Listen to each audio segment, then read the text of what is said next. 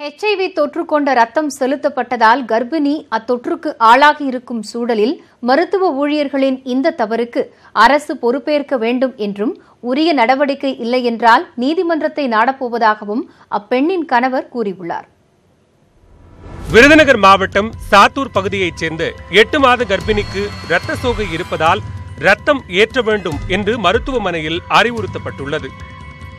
இதனைத் தொடர்ந்து சாத்தூர் அரசு மருத்துவமனைக்கு சென்ற அவருக்கு சிவகாசி அரசு மருத்துவமனை இரத்த வங்கியிலிருந்து பெறப்பட்ட இரத்தம் கடந்த 3ஆம் தேதி செலுத்தப்பட்டுள்ளது.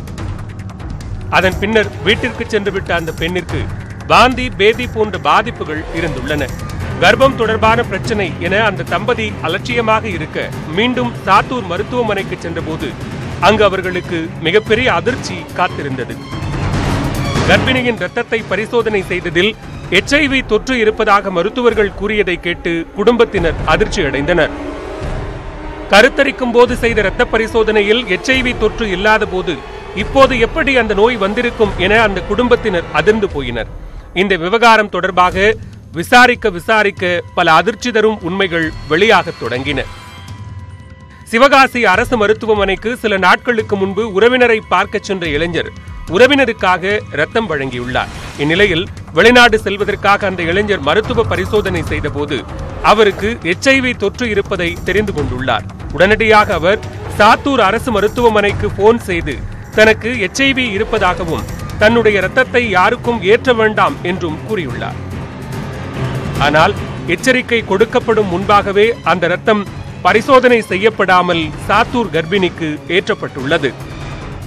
இந்த விவரங்களை கேட்டு கர்ப்பிணி பெண்ணும் அவரது காதல் கணவரும் நிலை குலைந்து போனார்கள்.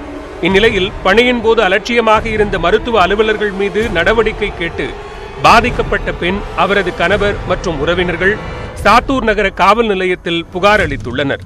இந்த விவகாரத்தில் அரசு உரிய நடவடிக்கை எடுக்கவில்லை என்றால் நீதிமன்றத்திற்கு செல்வேன் என்று பாதிக்கப்பட்ட பெண்ணின் கணவர் கூறியுள்ளார். ஏன்னா இவ்வளவு பெரிய அஜாக்கிரதை நடந்திருக்குன்னா எல்லா மருத்துவர்களும் இதில் சம்மந்தப்பட்டிருக்கிறாங்க. அது சம்மந்தப்பட்ட மருத்துவர்கள், இந்த எய்ட்ஸ் சம்மந்தப்பட்ட மருத்துவர்களும் அங்கே உள்ள அலட்சியத்தினால கர்ப்பிணி பெண்களுக்கு பார்க்கக்கூடிய மருத்துவர்கள் செஞ்ச மிகப்பெரிய அலட்சியம்தான் இவ்வளோ பெரிய தவறுக்கு காரணமாக இருந்திருக்கிறதே தவிர வேற ஒன்றும் கிடையாது. அதனால் அத்தனை அதிகாரிகள் மேலேயும் கண்டிப்பாக அரசு நடவடிக்கை, கடுமையான நடவடிக்கை கண்டிப்பாக எடுத்தே ஆகணும் சார்.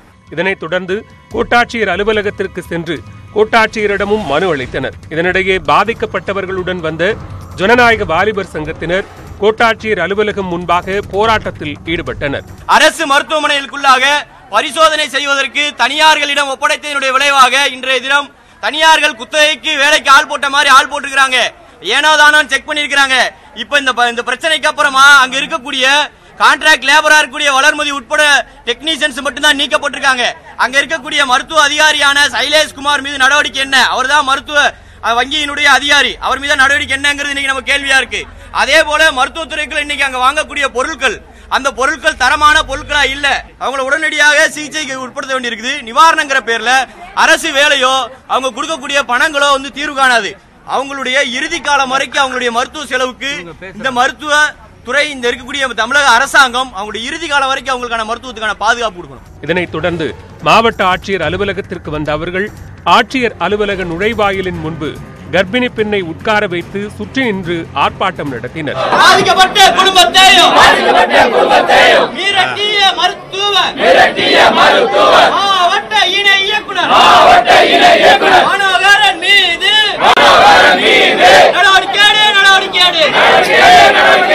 பின்னர் மாவட்ட ஆட்சியரகத்தில் உள்ள வருவாய் அலுவலகத்திற்கு சென்று வருவாய் அலுவலரிடமும் மனு அளித்தனர். எதிரிக்கு கூட இப்படி ஒரு கஷ்டம் வரக்கூடாது என்று கிராமங்களில் சொல்வார்கள். அப்படி எதிரிக்கு கூட வர வேண்டும் என்று விரும்பாத கஷ்டத்தை சாத்தூர் கர்ப்பிணி சந்தித்துள்ளார். சாதி மாறி திருமணம் செய்து கொண்டு ஏற்கனவே ஒரு குழந்தையோடு நிறைவாக வாழ்ந்து வந்த தம்பதிகளின் மகிழ்ச்சியில் மண்ணை அள்ளி போட்டுள்ளது மருத்துவ ஊழியர்களின் அலட்சியம். கர்ப்பிணிக்கு HIV நோய் தொற்றுள்ள ரத்தம் ஏற்றப்பட்டதை அடுத்து அவரது குடும்பத்திற்கு தேவையான அனைத்து வாழ்வாதார உதவிகளையும் செய்ய அரசு முன்வந்துள்ளது. இந்த விவகாரம் தொடர்பாக மனித உரிமை ஆணையமும் தாமாக முன்வந்து நடவடிக்கை மேற்கொள்கிறது.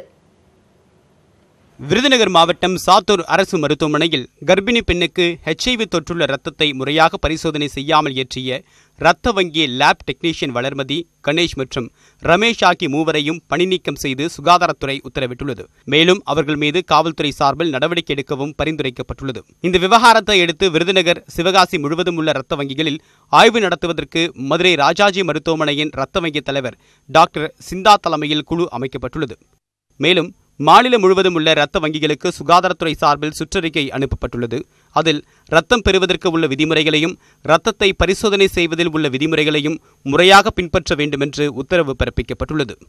இதனிடையே சாத்தூர் விரைந்த சுகாதாரத்துறை செயலாளர் ராதாகிருஷ்ணன் பாதிக்கப்பட்ட கர்ப்பிணி அவரது கணவரை சந்தித்து பேசினார். பிறகு செய்தியாளர்களிடம் பேசிய ராதாகிருஷ்ணன் நியாயப்படுத்த முடியாத மிகப்பெரிய மனித தவறு என்று ஒப்புக்கொண்டார். கர்ப்பிணி பெண்ணுக்கு மதுரை ராஜாஜி மருத்துவமனையில் உயரிய சிகிச்சை அளிக்கப்படும் என்றும் அவர்களுக்கு திருப்தி இல்லாத பட்சத்தில் தனியார் மருத்துவமனையில் சிகிச்சை அளிக்க ஏற்பாடு செய்யப்படும் என்றும் அவர் உறுதியளித்தார். டெஃபினட்டாங்க இதுக்கு உரிய நிவாரணத்தினால இதை நம்ம வந்து சரி செய்ய சொல்லி கிளாரிஃபை பண்ண முடியாது. ஆனால் இதுக்கு உரிய நிவாரணம் வழங்கப்படும்னு முதலமைச்சரும் எங்களுக்கு டைரக்ஷன் கொடுத்துருக்காங்க. அரசு அவங்களுக்கு அனைத்து வகையான வாழ்வாதார உதவிகளும் அந்த குடும்பத்தினருக்கு வழங்குங்கிற இஷ்யூ நான் இந்த பத்திரிகை மற்றும் ஊடகங்கள் வாயிலாக, தொலைக்காட்சி வாயிலாக சொல்ல விரும்புகிறேன். கர்ப்பிணியின் வயிற்றில் வளரும் சிசுவுக்கு HIV தாக்கம் ஏற்படாமல் இருக்க உரிய சிகிச்சை அளிக்கப்படும் என்றும் ராதாகிருஷ்ணன் உறுதியளித்தார். இப்போ இருக்கிற நம்ம ட்ரீட்மெண்ட் தெரப்பியில் வந்து அந்த குழந்தைக்கு வராமல் தடுக்க அனைத்து மெடிசின்ஸும் இருக்கு. நம்ம 99% குழந்தைக்கு இந்த வளரும் குழந்தைக்கு வராமல் தடுக்க ஃபெசிலிட்டிஸ் இருக்கு. தவறு செய்தவர்கள் மீது கடுமையான நடவடிக்கை எடுக்கப்பட்டுள்ளதாகவும் பாதிக்கப்பட்டவரின் குடும்பத்திற்கு உச்சபட்ச வாழ்வாதார உதவிகள் செய்யப்படும் என்றும் சுகாதாரத்துறை அமைச்சர் விஜயபாஸ்கர் தெரிவித்துள்ளார். மிக கடுமையான விசாரணைக்கு அனைவரும் உட்படுத்தப்பட்டு எங்க தவறு நடந்தாலும் மிக கடுமையான நடவடிக்கை இன்னொன்று அந்த குடும்பத்திற்கு தேவையான உச்சபட்ச உதவிகளை, வாழ்வாதார உதவிகளை இப்பொழுது அவங்க வந்து நல்ல ஒரு டெலிவரி நடந்து ஒரு அந்த நோய் தொற்று இல்லாத குழந்தையை பெற்றெடுப்பதற்கு தேவையான அனைத்து உதவிகளையும் அரசு பொறுப்பேற்று செய்து கொடுக்கின்றது. இந்த விவகாரம் தொடர்பாக பாதிக்கப்பட்ட கர்ப்பிணிக்கு உரிய இழப்பீடு பெற்றுத்தர மாநில மனித உரிமை ஆணையம் தாமாக முன்வந்து துணை புரியும் என்று மனித உரிமை ஆணைய தலைவர் ஜெயச்சந்திரன் தெரிவித்துள்ளார். சம்பந்தப்பட்ட மருத்துவ பிரதிநிதிகள் மீது என்ன நடவடிக்கை எடுக்கப்பட்டுள்ளது என்ற இதை நாங்கள் நிச்சயமாக கண்டறிந்து அவர்கள் நடவடிக்கை எடுக்க தவறினாலும் நிச்சயமாக மனித உரிமை ஆணையம் தலையிட்டு அவர்களுக்கு நிச்சயம் தண்டனை பெற்று தரும். அதே போல பாதிக்கப்பட்ட நபருக்கும் போதிய அளவு இழப்பீடு பெற்று தருவதற்கும் இந்த ஆணையம் உறுதியாக இருக்கிறது. தமிழகத்தில் இதுவரை ஏற்படாத இதுபோன்ற தவறு மேலும் நடக்காத வண்ணம் குழு அமைத்து கண்காணிக்க உள்ளதாக சுகாதாரத்துறை உறுதியளித்துள்ளது. மேலும் பாதிக்கப்பட்ட பெண்ணிற்கு அரசு பணியும் அவரது கணவருக்கு அரசு ஓட்டுநர் பணியும் வழங்க உறுதியளிக்கப்பட்டுள்ளது. இதனிடையே முழுமையாக விசாரிக்க குழு அமைக்கப்பட்டுள்ளதாகவும் விசாரணைக்கு பிறகு நடவடிக்கை எடுக்கப்படும் என்றும் எய்ட்ஸ் கட்டுப்பாட்டு சங்கம் அறிக்கை வெளியிட்டுள்ளது. சாத்தூரில் கர்ப்பிணி பெண்ணுக்கு HIV தொற்று ஏற்பட்ட விவகாரத்தில் பாதிக்கப்பட்ட பெண் அளித்த புகாரின் பேரில் அரசு மருத்துவ ரத்த வங்கி அதிகாரி சைலேஷ் உள்ளிட்ட 3 பேர் மீது வழக்கு பதியப்பட்டுள்ளது. 3 பேர் மீதும் கவனக்குறைவாக மருத்துவம் பார்த்து பாதிப்பை ஏற்படுத்தியது உட்பட 2 பிரிவுகளின் கீழ் வழக்கு பதியப்பட்டுள்ளது. இதனிடையே பாதிக்கப்பட்ட பெண்ணிற்கு ரத்த தானம் கொடுத்த ராமநாதபுரம் மாவட்டம் கமுதி பகுதியைச் சேர்ந்த இளைஞர் தற்கொலைக்கு முயன்றுள்ளார். எலிமருந்து சாப்பிட்டு தற்கொலைக்கு முயன்ற அந்த இளைஞர் ராமநாதபுரம் அரசு மருத்துவமனையில் அனுமதிக்கப்பட்டுள்ளார். கர்ப்பிணிக்கு HIV ரத்தம் ஏற்பட்டதாக வந்த செய்தியை கேட்டு ரத்தம் கொதிப்பதாக திமுக தலைவர் மு.க. ஸ்டாலின் கூறியுள்ளார். அதிமுக அரசின் கீழ் அரசு மருத்துவமனைகள் எந்த லட்சணத்தில் விளங்குகிறது என்பதற்கு இதைவிட உதாரணம் வேண்டுமா என அவர் டுவிட்டரில் பதிவிட்டுள்ளார். உடனடியாக அனைத்து அரசு மருத்துவமனையிலும் சேமிக்கப்பட்டுள்ள ரத்தங்களையும் பரிசோதனை செய்யப்பட வேண்டும் என்றும் அமைச்சர் விஜயபாஸ்கர் இனியாவது மக்கள் நல்வாழ்வுத்துறை பணிகளில் ஈடுபடுவாரா என்றும் மு.க. ஸ்டாலின் கேள்வி எழுப்பியுள்ளார். HIV ரத்தம் ஏற்றப்பட்ட கர்ப்பிணியிடம் இருந்து சிசுவிற்கு HIV பரவாமல் தடுக்க கூட்டு மருத்துவ சிகிச்சை அளிக்கப்பட்டு வருவதாக மாவட்ட HIV கட்டுப்பாட்டு மைய திட்ட அலுவலர் சண்முகராஜி தெரிவித்துள்ளார். இது நோயில 4 நிலை சொல்லுவோம். ஸோ இப்போ அவங்களுக்கு என்னன்னா டைரக்டா நம்ம 350 ml பிளட்டை கொடுத்துருக்கோம் அப்படின்னா நோயோட தாக்கம் கொஞ்சம் அதிகமாக தான் இருக்கும். ஏன்னா டெலிவரியை பற்றி சொல்லணும்னா நார்மலாக சிசேரியனானு நம்ம HIV நார்மல் பண்ண மாட்டோம் அப்படின்னு கிடையாது. அந்த டெலிவரி அது எப்படினாலும் பண்ணிக்கலாம். ஸோ வந்து அவங்க மருந்து மாத்திரை சாப்பிடணும். குழந்தைக்கும் வந்து பார்த்தோம்னா பிறந்த நாள்லேருந்து 12 வாரங்கள் வரைக்கும் நாங்கள் வந்து அந்த ஏஆர்டி மருந்து குழந்தைக்கும் வந்து ப்ரொஃபைலாக்சிஸ்க்காக கொடுப்போம்.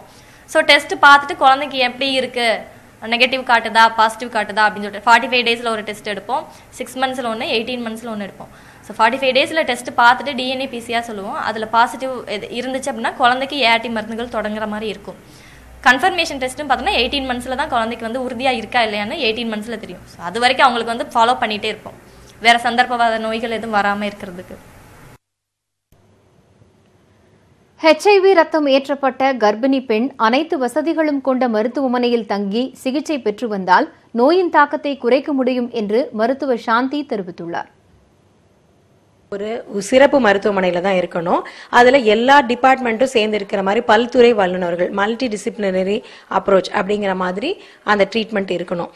ஏன்னா இப்போ இவங்களுக்கு வந்துட்டு இவங்க கர்ப்பமாக இருக்காங்க, அதுக்கான பராமரிப்பு அப்படின்னு இருக்கு. இது இல்லாம HIV தொற்றும் இப்ப ஏற்பட்டிருக்கு. இந்த HIV தொற்று ஏற்படும் பொழுது என்ன ஆகுதுன்னா நோய் எதிர்ப்பு சக்தி ரொம்ப குறையும் போது நோய் எதிர்ப்பு சக்தி குறையும். அதுதான் அந்த நோயோட முக்கியமான பிரச்சனை.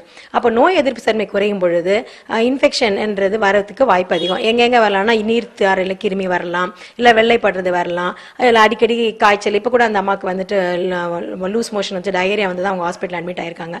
இந்த மாதிரியான ஏதாவது தொற்றுகள் ஒன்று மாத்தி ஒன்று வருவதற்கான வாய்ப்பு இருக்கிறது. அந்த மாதிரி தொற்று வருகிறதா என்று பார்த்து அதை வந்து வைத்தியம் பண்ண வேண்டிய ஒரு விஷயம் இருக்கு. இது இல்லாம மற்ற பெண்கள் கர்ப்ப காலத்துல இருக்கிற மாதிரி அவங்களுக்கு பிபி இருக்கா, சுகர் இருக்கா அப்படிங்கிற டெஸ்டும் பார்க்க வேண்டியது இருக்கு. இது ஒண்ணு. இந்த நேரத்துல வந்து அவங்களுக்கு HIV தொற்று வந்து விட்டதுனால அடிஷனலா HIV தொற்றுக்காக கட்டுப்படுத்துவதற்காக இருக்கின்ற கூட்டு மருந்து ART, ஆன்டி ரீட்ரோவைரல் தெரப்பி அப்படிங்கிற வந்து 3 மந்த்ஸ் வந்து கூட்டு மருந்து ஒன்று கொடுப்பாங்க. நாக்கோ வந்து நமக்கு அட்வைஸ் பண்ணியிருக்காங்க. அந்த கூட்டு மருந்து அவங்களுக்கு இப்போதே கொடுக்கும் பொழுது அந்த HIV வைரஸ் உடைய தாக்கம் வந்து கொஞ்சம் வந்து குறைக்க முடியும். ரத்தம் கொடுப்பவர்களிடம் இருந்து ரத்த மாதிரிகளை பெறும்போது ரத்த வங்கிகள் கடைபிடிக்க வேண்டிய வழிமுறைகள் குறித்து சுகாதாரத்துறை வகுத்துள்ள விதிமுறைகளை பார்க்கலாம். ரத்தம் கொடுக்கக்கூடிய கொடையாளியின் உடல் எடை சரியான அளவில் இருக்கிறதா என கவனிக்க வேண்டும். ஏற்கனவே எத்தனை நாட்களுக்கு முன் இரத்த தானம் செய்துள்ளார் என்பதை பார்க்க வேண்டும். குறைந்தது 6 மாதம் இடைவெளி இருக்க வேண்டும். இரத்தத்தில் உள்ள சிவப்பணுக்கள் மற்றும் தட்டணுக்கள் எண்ணிக்கையை பார்க்க வேண்டும். இரத்தத்தில் தொற்று நோய் அல்லது தொற்றா நோய் உள்ளதா என்பதை கவனிக்க வேண்டும். HIV, காசநோய், கல்லீரல் தொடர்பான ஹைப்படைட்டிஸ் நோய்கள் இருக்கிறதா என்பதை பரிசோதிக்க வேண்டும். இந்த நோய்களுக்கான அறிகுறி தென்பட்டால் அந்த இரத்த மாதிரியை நிராகரிக்க வேண்டும். பரிசோதனையில் தேர்வான இரத்த மாதிரி குளிர்பதன கிடங்கில் சேமித்து வைக்கப்படும். தேவைப்படுவோருக்கு கிடங்கிலிருந்து ரத்தம் கொடுக்கும் போது ரத்தம் பெறுவோரின் இரத்த மாதிரியும் கொடுக்கப்படும். 2 இரத்த மாதிரிகளும் ஒத்துப்போனால் மட்டுமே ரத்தம் செலுத்தப்பட வேண்டுமென சுகாதாரத்துறை விதிமுறை வகுத்துள்ளது. டெல்லி மற்றும் உத்தரப்பிரதேசத்தில் NIA எனப்படும் தேசிய புலனாய்வு முகமை அதிகாரிகள் நடத்திய அதிரடி சோதனையில் தீவிரவாத அமைப்பைச் சேர்ந்த 10 பேர் கைது செய்யப்பட்டுள்ளனர். ரகசிய தகவலின் பேரில் NIA அதிகாரிகள் தீவிரவாத தடுப்பு படை மற்றும் டெல்லி சிறப்பு காவல்துறையினருடன் சேர்ந்து டெல்லி, உத்தரப்பிரதேச மாநிலங்களில் சோதனை நடத்தினர். மொத்தம் 17 இடங்களில் நடைபெற்ற சோதனையில் 16 பேரை பிடித்து விசாரித்தனர். அவர்களில் 10 பேரை NIA அதிகாரிகள் கைது செய்தனர். கைதான 10 பேரும் IS தீவிரவாத அமைப்பு போன்று ஹர்கத் உல் ஹர்ப் இல் இஸ்லாம் என்ற தீவிரவாத அமைப்பைச் சேர்ந்தவர்கள் என்பது தெரியவந்துள்ளது. தீவிரவாத அமைப்பை உருவாக்கி நாடு முழுவதும் தொடர் குண்டுவெடிப்புகளை நடத்த இவர்கள் திட்டமிட்டிருந்த திடுக்கிடும் தகவல்களும் வெளியாகியுள்ளன. டெல்லி காவல்துறையின் தலைமை அலுவலகம், RSS அலுவலகம், அரசியல் தலைவர்கள், முக்கிய நபர்களுக்கு இவர்கள் குறிவைத்ததும் இதற்காக தீவிரவாத கும்பல் தலைவன் முஃப்டி சோஹெல் என்பவர் டெல்லியில் தங்கியிருந்ததும் தெரியவந்துள்ளது. கைதானவர்களிடம் இருந்து 7.5 லட்சம் ரூபாய் பணம், 100 செல்போன்கள், 135 சிம் கார்டுகள், லேப்டாப், 25 கிலோ வெடிப்பொருட்கள், ராக்கெட் லான்ச்சர், 7 துப்பாக்கிகள், IS கொடி மற்றும் ஜிஹாதி புத்தகம் பறிமுதல் செய்யப்பட்டுள்ளன. கைதான தீவிரவாதிகளிடம் தொடர்ந்து விசாரணை நடைபெற்று வருவதாக NIA IG அலோக் மிட்டல் தெரிவித்துள்ளார். Searches at 17 locations in Delhi and in UP with active support of Delhi Police and UP Police in connection with an ISIS-inspired module which was in an advanced stage of their preparations, and they were at an advanced stage of carrying out a series of blasts. Large quantities of explosive material, weapons, ammunition, including a country-made rocket launcher, have been recovered so far. தமிழக அரசு உறுதியளிக்கும் வரை தங்களது போராட்டம் தொடரும் என இடைநிலை ஆசிரியர்கள் திட்டவட்டமாக அறிவித்துள்ளனர். 2009 மார்ச் 31ஆம் தேதிக்கு முன்பு நியமிக்கப்பட்ட இடைநிலை ஆசிரியர்களுக்கும் அதன் பிறகு நியமிக்கப்பட்ட இடைநிலை ஆசிரியர்களுக்கும் இடையே சம்பள முரண்பாடு உள்ளது. இதனை களைந்து சம வேலைக்கு சம ஊதியம் வழங்க வேண்டும் என்ற கோரிக்கையை வலியுறுத்தி சென்னை டிபிஐ வளாகத்தில் இடைநிலை ஆசிரியர்கள் உண்ணாவிரத போராட்டத்தில் ஈடுபட்டுள்ளனர். உண்ணாவிரதம் 3வது நாளை எட்டியதால் உடல்நலம் குன்றி 70க்கும் மேற்பட்ட ஆசிரியர்கள் அங்கேயே மயங்கி விழுந்தனர். போராட்டத்தை முடிவுக்கு கொண்டுவர அரசு தரப்பில் பேச்சுவார்த்தைக்கு இடைநிலை ஆசிரியர்கள் மீண்டும் அழைக்கப்பட்டனர். தலைமைச் செயலகத்தில் பள்ளிக்கல்வித்துறை முதன்மை செயலாளர் பிரதீப் யாதவுடன் ஆசிரியர்களின் பிரதிநிதிகள் அரை மணி நேரம் பேச்சுவார்த்தை நடத்தினர்.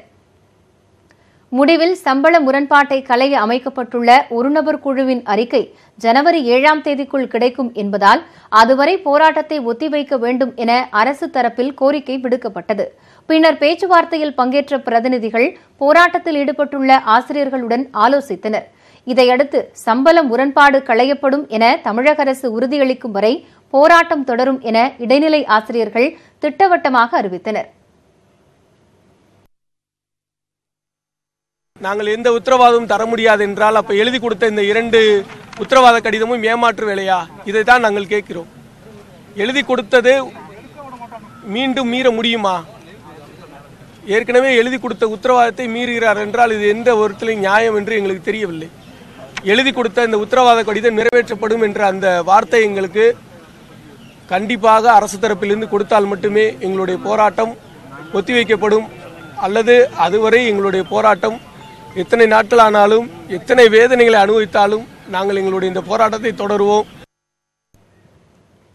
முன்னதாக திமுக தலைவர் ஸ்டாலின், அமமுக துணை பொதுச் செயலாளர் தினகரன், விடுதலை சிறுத்தைகள் கட்சியின் தலைவர் திருமாவளவன் ஆகியோர் உண்ணாவிரதத்தில் ஈடுபட்டுள்ள ஆசிரியர்களை சந்தித்து ஆதரவு தெரிவித்தனர். அப்போது எதிர்பாராத விதமாக ஸ்டாலினும் தினகரனும் நேருக்கு நேராக சந்தித்துக் கொண்டனர். வங்கிகள் இணைப்பிற்கு எதிர்ப்பு தெரிவித்து பொதுத்துறை வங்கி ஊழியர்கள் நாடு தழுவிய வேலைநிறுத்த போராட்டத்தில் ஈடுபட்டனர். இதனால் வங்கி சேவைகள் பாதிக்கப்பட்டு பொதுமக்கள் மிகுந்த சிரமத்திற்கு ஆளாகினர். பேங்க் ஆஃப் பரோடா வங்கியுடன் விஜயா மற்றும் தேனா வங்கிகளை இணைக்க மத்திய அரசு முடிவு செய்துள்ளது. இதற்கு எதிர்ப்பு தெரிவித்து நாடு தழுவிய அளவில் வங்கி ஊழியர்கள் மற்றும் அதிகாரிகள் போராட்டத்தில் ஈடுபட்டனர். வங்கி ஊழியர்களின் 9 தொழிற்சங்கங்களின் கூட்டமைப்பான ஒருங்கிணைந்த வங்கி தொழிற்சங்கங்களின் கூட்டமைப்பு சார்பில் நடந்த இந்த போராட்டத்தில் நாடு முழுவதிலுமிருந்து 10 லட்சம் ஊழியர்கள் பங்கேற்றனர்.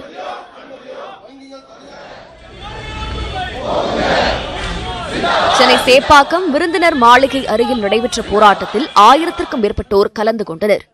இதில் பங்கேற்று பேசிய அனைத்திந்திய வங்கி ஊழியர்கள் சங்க பொதுச் செயலாளர் வெங்கடாச்சலம், 3 வங்கி இணைப்பால் கிராமப்புற மக்கள் கடுமையாக பாதிக்கப்படுவார்கள் என கூறினார். இந்தியா வளர்ற நாடு, அதனால இந்தியாவுக்கு பெரிய வங்கி தேவை. ஆகவே இணைச்சு பெரிய வங்கி ஆகணும்.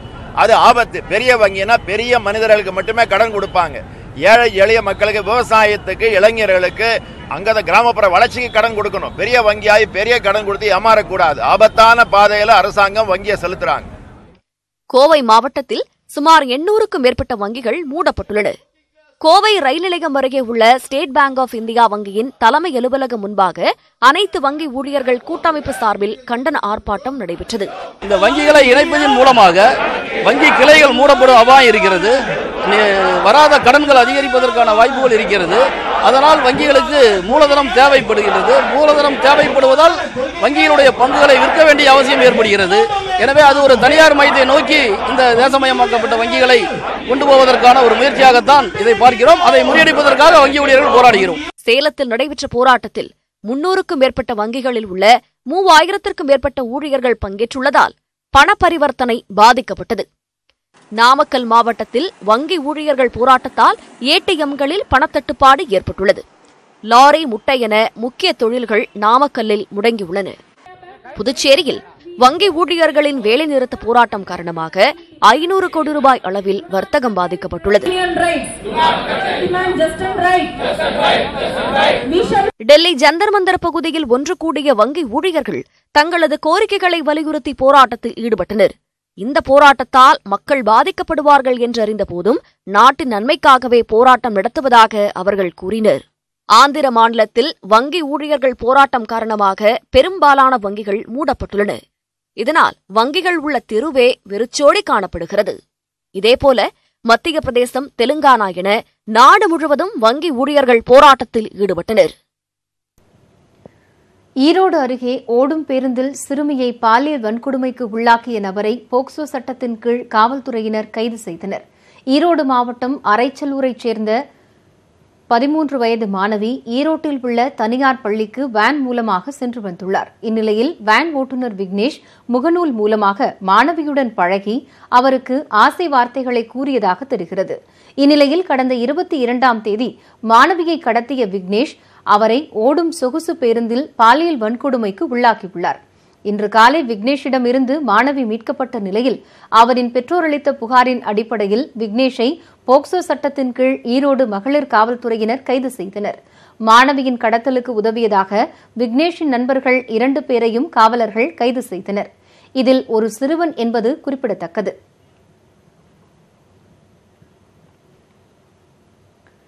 கஜா புயலுக்கான நிவாரண நிதியை உடனடியாக விடுவிக்க வேண்டும் என மத்திய அரசிடம் கோரிக்கை வைத்துள்ளதாக ஊரக வளர்ச்சித்துறை அமைச்சர் SP வேலுமணி தெரிவித்துள்ளார். கஜா புயல் நிவாரண நிதி மற்றும் உள்ளாட்சி அமைப்புகளுக்கான 3ஆம் கட்ட நிலுவைத் தொகை ஆகியவற்றை வழங்கக் கோரி ஊரக வளர்ச்சித்துறை அமைச்சர் SP வேலுமணி, மின்துறை அமைச்சர் தங்கமணி ஆகியோர் நேற்று டெல்லி சென்றனர். இந்நிலையில் டெல்லியில் மத்திய பாதுகாப்புத்துறை அமைச்சர் நிர்மலா சீதாராமனை அவர்கள் சந்தித்து பேசினர். பின்னர் செய்தியாளர்களிடம் பேசிய அமைச்சர் வேலுமணி, தமிழகத்தில் இருந்து சென்றவர் என்பதால் நிர்மலா சீதாராமனை சந்தித்து கோரிக்கை வைத்ததாகவும் நாளை மத்திய நிதியமைச்சர் அருண்ஜேட்லியை சந்திக்க உள்ளதாகவும் தெரிவித்தனர். தாங்கள் கூட்டணி குறித்து பேச வரவில்லை என்றும் கட்சியின் ஒருங்கிணைப்பாளர், துணை ஒருங்கிணைப்பாளர் ஆகியோர் மட்டுமே கூட்டணி குறித்து இறுதி செய்வார்கள் என்றும் SP வேலுமணி தெரிவித்தார். நிவாரணம் வேண்டும் என்பதற்காக முதலமைச்சர் எங்களை அனுப்பியிருக்காங்க. உள்ளாட்சித்துறைக்கும் அதே போல் கஜா புயலுக்கும் அவசியமாக வேணும். எங்களை பொறுத்தளவுக்கு உங்கள் கேள்விக்கு நாங்கள் கேட்குற இடத்துல இருக்கிறோம். மத்திய அரசாங்கம் கொடுக்குற இடத்துல இருக்காங்க. உடனடியாக அதிகமான நிதி நாங்கள் கேட்டதுக்கு அந்த நிதி அதிகமாக வரணும். வந்தால் தான் எங்களுக்கு அதிகமான தென்னை விவசாயிகளுக்கும் மற்ற நிறைய சேதாரங்கள். மத்திய அரசு அறிவித்துள்ள புதிய கட்டண விகிதப்படி வாடிக்கையாளர்கள் இனி மாதந்தோறும் 900 ரூபாய் வரை கட்டணம் செலுத்த வேண்டும் என்றும் அதை திரும்பப் பெற வேண்டும் எனவும் கேபிள் ஆபரேட்டர்கள் கோரிக்கை விடுத்துள்ளனர். நாடு முழுவதும் ஜனவரி மாதம் முதல் கேபிள் டிவி கட்டணம் மாற்றியமைக்கப்பட்டுள்ளது. விருப்ப சேனல் ஒவ்வொன்றிற்கும் வாடிக்கையாளர்கள் தனித்தனியாக கட்டணம் செலுத்த வேண்டும். மேலும் கட்டணத்திற்கு 18% GST வரியும் விதிக்கப்பட்டுள்ளது. இந்நிலையில் 18% GST வரியை 5% குறைத்திடவும் புதிய கட்டண உயர்வை ரத்து செய்ய கோரியும் தமிழக கேபிள் டிவி ஆபரேட்டர்கள் பொதுநல சங்கத்தினர் மாநிலம் முழுவதும் ஆர்ப்பாட்டத்தில் ஈடுபட்டு வருகின்றனர். சென்னை ஆட்சியர் அலுவலகம் முன்பு இன்று நடைபெற்ற ஆர்ப்பாட்டத்தில் 500க்கும் மேற்பட்ட ஆபரேட்டர்கள் கலந்து கொண்டனர். போராட்டத்தில் பேசிய தமிழக கேபிள் டிவி ஆபரேட்டர் பொதுநல சங்கத்தின் நிறுவன தலைவர் சக்கிலன், ட்ராய் கொண்டு வந்துள்ள இந்த புதிய கட்டண முறையில் தற்போது காணும் சேனல்களை இனி 800 ரூபாய் மாத கட்டணம் மற்றும் 18% GST தொகை 144 ரூபாய் என மொத்தம் 944 ரூபாய் செலுத்த வேண்டிய சூழல் உருவாகியிருப்பதாக கூறியுள்ளார். கட்டண உயர்வை குறைக்காவிட்டால் ஆளுநர் மாளிகையை முற்றுகையிடும் போராட்டம் ஜனவரி 30ஆம் தேதி நடத்தப்படும் என்றும் அவர் தெரிவித்துள்ளார்.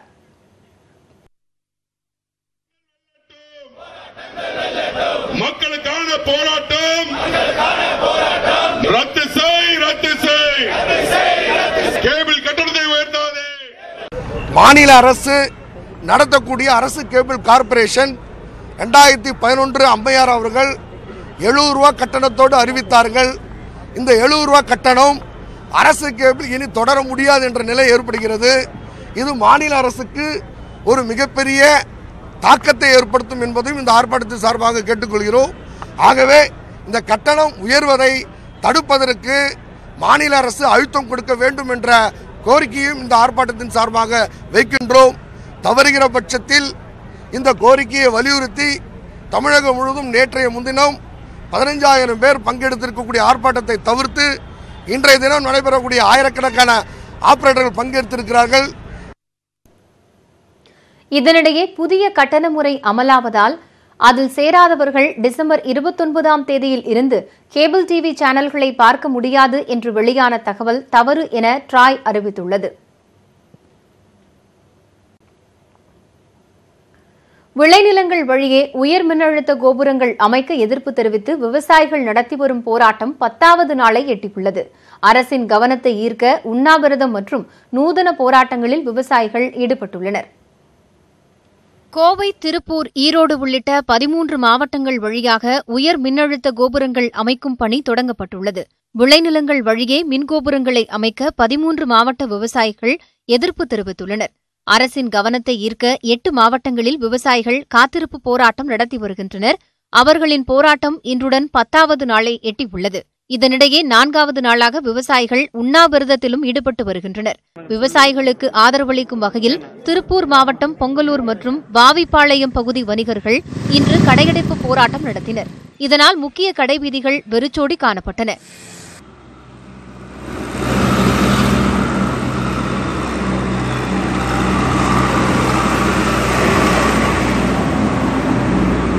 தார் சாலையில் ஏர்பூட்டி உழுத விவசாயிகள் விளைநிலங்களில் மின்கோபுரங்கள் அமைத்தால் எங்கு விவசாயம் பார்ப்பது என்று கேள்வி எழுப்பினர்.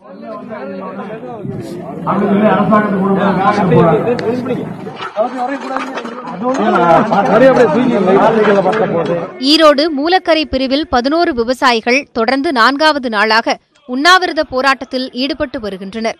விவசாயிகள் சங்கு ஊதி தங்களது கோரிக்கைகளை தெரிவித்தனர்.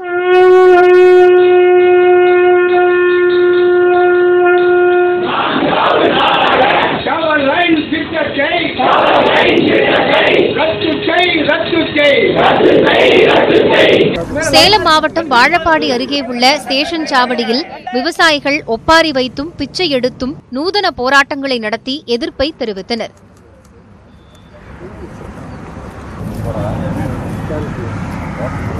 திருவண்ணாமலை மாவட்டம் தென்னரசம்பட்டு கிராமத்தில் காத்திருப்பு போராட்டத்தில் ஈடுபட்டுள்ள விவசாயிகள் தலைகீழாக நின்று எதிர்ப்பை பதிவு செய்தனர்.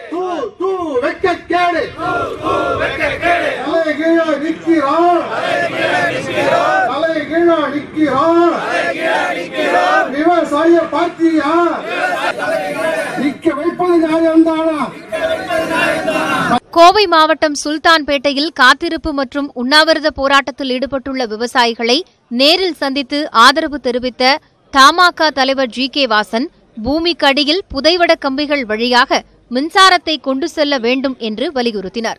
விளைநிலங்கள் வழியாக உயர்மின் கோபுரங்கள் அமைக்கும் திட்டத்தை கைவிட வேண்டும் என மதிமுக பொதுச் செயலாளர் வைகோ வலியுறுத்தியுள்ளார்.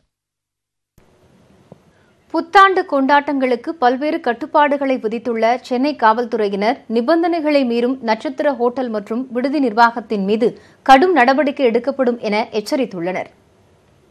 புத்தாண்டு கொண்டாட்டத்தின் பொழுது செய்ய வேண்டிய பாதுகாப்பு ஏற்பாடுகள் குறித்த ஆலோசனைக் கூட்டம் காவல் ஆணையர் அலுவலகத்தில் நடைபெற்றது. இதில் நட்சத்திர ஹோட்டல் உரிமையாளர்கள், கேளிக்கை விடுதி உரிமையாளர்கள் கலந்து கொண்டார்கள். அப்பொழுது புத்தாண்டு கொண்டாட்டங்களுக்கு பல்வேறு கட்டுப்பாடுகளை போலீசார் விதித்துள்ளனர். அதன்படி அனுமதி கேட்டு விண்ணப்பித்துள்ள ஹோட்டல்கள், கேளிக்கை விடுதிகள் 31ஆம் தேதி மாலை 6 மணி முதல் நள்ளிரவு 1 மணி வரை மட்டுமே புத்தாண்டு கொண்டாட்டங்களை நடத்த உரிமம் வழங்கப்பட்டுள்ளது. 1 மணியுடன் மது விற்பனையும் கொண்டாட்டங்களையும் முடித்துக் கொள்ள வேண்டும் என போலீசார் அறிவுறுத்தியுள்ளனர். நியூ இயர் 2019 செலிப்ரேஷனுக்கு என்னென்ன மாதிரி நிபந்தனைகளை ஃபாலோ பண்ணணும்னு இன்ஸ்ட்ரக்ஷன் கொடுத்துருக்காங்க காவல்துறையிலிருந்து. 1 o'clock வரைக்கும் செலிப்ரேஷன் நடத்திக்கலாம் ஹோட்டல்ஸில், ஸ்டார் ஹோட்டல்ஸில். 12 o'clock லாஸ்ட் லிக்கர் சர்வீஸ் பண்ணணும், அதுக்கு மேலே சர்வீஸ் பண்ணக்கூடாதுன்னு சொல்லியிருக்காங்க.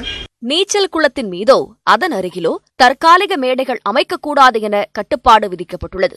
31ஆம் தேதி மாலை 6 மணி முதல் ஜனவரி 1ஆம் தேதி காலை 6 மணி வரை நீச்சல் குளங்களை மூடி வைத்திருக்க வேண்டும். விதிமுறைகளை மீறும் ஹோட்டல் மற்றும் கேளிக்கை விடுதி நிர்வாகத்தின் மீது கடும் நடவடிக்கை எடுக்கப்படும் என போலீசார் எச்சரித்துள்ளனர். 2.5 லட்சத்திற்கும் அதிகமானோரை உயிரிழக்கச் செய்த ஆழி பேரலையின் 14ஆம் ஆண்டு நினைவு தினம் இன்று உலகம் முழுவதும் கடைபிடிக்கப்பட்டது.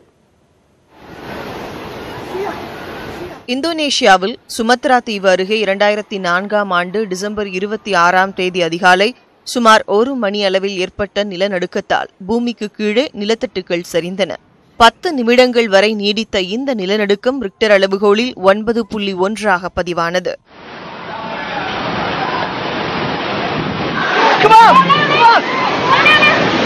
ஆழி பேரலை தாக்கியதில் இந்தோனேஷியா, தாய்லாந்து, மலேசியா, இந்தியா, இலங்கை உள்ளிட்ட 11 நாடுகளில் 2.5 லட்சம் பேர் உயிரிழந்தனர். தமிழகத்தில் சென்னை, கடலூர், வேளாங்கண்ணி, நாகப்பட்டினம், கன்னியாகுமரி உள்ளிட்ட பகுதிகளில் 7,000க்கும் அதிகமானோர் உயிரிழந்தனர். இந்தியா முழுவதற்கும் 10,000க்கும் அதிகமானோர் பலியாகினர்.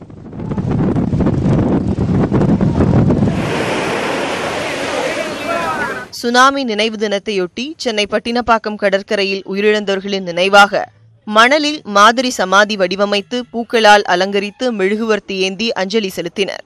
தமிழ்நாடு மீனவர் பேரவையின் சார்பில் மௌன ஊர்வலம் நடத்தினர்.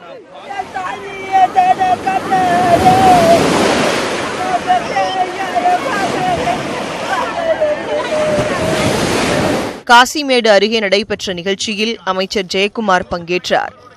ஏறக்குறைய ஒரு 5,000 கோடி ரூபாய்க்கு மேலே திட்டங்கள் கடற்கரை மாவட்டத்திற்கு மாண்புமிகு புரட்சித் தலைவர் அம்மா அவர்கள் அளித்து மறுவாழ்வு நடவடிக்கை மேற்கொண்டதன் காரணமாக சுனாமிக்கு பின், அதாவது ஆழி பேரலைக்கு பின், அழிவுக்கு பின் என்கின்ற வகையிலே ஒரு ஆரம்பம் என்ற அடிப்படையிலே புரட்சித் தலைவர் அம்மாவுடைய நடவடிக்கை உலகம் முழுவதும் உள்ள எல்லோராலும் இன்றும் பாராட்டப்படுகின்ற ஒரு விஷயமாக இருக்கின்றது. கடலூர் மாவட்டம் தேவனாம்பட்டினம், சிங்காரத்தோப்பு, சாமியார்பேட்டை உள்ளிட்ட பல மீனவ கிராமத்தில் மீனவர்கள் ஒன்று சேர்ந்து கடற்கரைக்கு மௌன ஊர்வலம் வந்தனர். பின்னர் கடலில் பாலூற்றி அஞ்சலி செலுத்தினர்.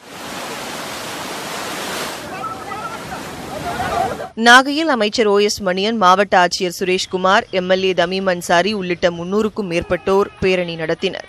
மாவட்ட ஆட்சியர் அலுவலகத்தில் உள்ள சுனாமி நினைவு தூபிக்கு மலர் வளையம் வைத்து மலர்கள் தூவியும் மெழுகுவர்த்தி ஏந்தி அஞ்சலி செலுத்தினார்கள்.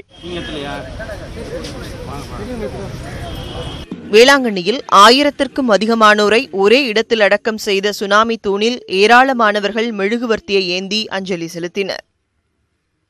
தூத்துக்குடி திரேஸ்புரம் பகுதியில் மீனவர்கள் தங்கள் குழந்தைகளுடன் மெழுகுவர்த்தி ஏற்றி அஞ்சலி செலுத்தினர். சுனாமி நினைவு தினத்தையொட்டி தூத்துக்குடியில் மீனவர்கள் கடலுக்கு செல்லவில்லை.